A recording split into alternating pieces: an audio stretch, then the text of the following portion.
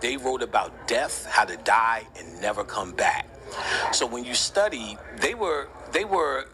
there are things that are pretty in the field of the study that are a little bit more straightforward about death and what happens. But ultimately, when you study all the mythology, all the ancient thought, you'll find that in some way or another, in some sort of coded way, they were trying to let you know you need to die and not come back here.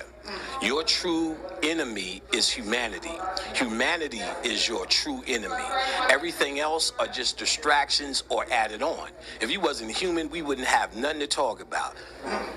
If you could get beyond humanity, then you don't need to talk about health. You don't need to talk about law.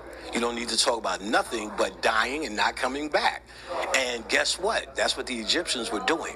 That's what they were doing. So if we like to romanticize like Wakanda about shit that don't even exist, because we do know in our heart who and what we are. So when we see something like that, it kind of resonates with us, even though the reality of today is made up to appease us, to make us feel good on the screen that we made a score about Wakanda, even though they psychologically attacked us in there by we let the CIA in. I could go on for days about how they open the door and get us every time. This game is about mind control. Mind control. And once we understand and accept death as just another aspect of what we are, another part of our journey, then we'll be able to beat this life as a cinch. If we think all of our eggs are in living as a human, then we could be manipulated. We can be mind control. All the problems we have is based upon us investing in something that we was actually pretty much over at one point.